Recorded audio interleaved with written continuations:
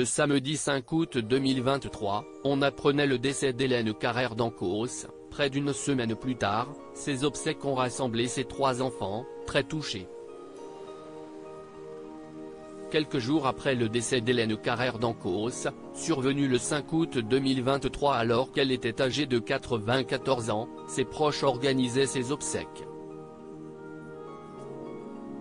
Elle s'est éteinte paisiblement, entourée de sa famille, et a été inhumée lors d'une cérémonie funéraire qui s'est tenue ce vendredi 11 août à l'église de Saint-Germain-des-Prés, située dans le 6e arrondissement de Paris, voir les photos. Aux côtés du cercueil de cette grande spécialiste de la Russie et de l'URSS, son mari, Louis Carrère, en fauteuil roulant, mais pas que. On pouvait en effet y voir ses 3 enfants, l'animatrice et docteur Marina Carrère d'Ancos, Nathalie Carrère, avocate renommée, et Emmanuel Carrère, romancier, réalisateur et scénariste plusieurs fois récompensé, notamment du prix Renaudot en 2011. Hélène Carrère d'Ancos, une spécialiste de la Russie élue à l'Académie française. Hélène Carrère d'Ancos a achevé le week-end dernier le dernier trait d'une éminente carrière. Historienne, elle intègre l'Académie française en 1990 et s'installe sur le fauteuil numéro 14, où s'asseyait précédemment l'écrivain Jean Mistelet. Elle n'est alors que la 3e figure féminine à siéger dans cette assemblée très masculine, créée en 1635.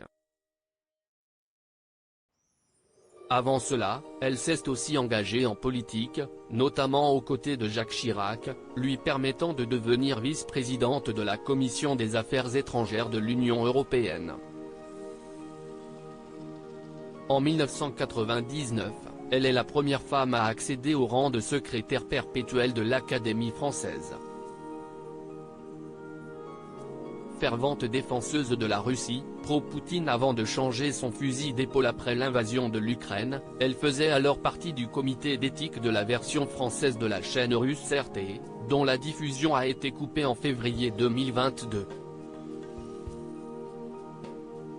Quelle épreuve de perdre sa mère, Marina Carrère d'Ancos lui rend hommage. Quelle épreuve de perdre sa mère, écrivait hier Marina Carrère d'Ancos, je ne pourrai tous vous remercier personnellement mais je voudrais que vous sachiez à quel point j'ai été touchée par vos messages.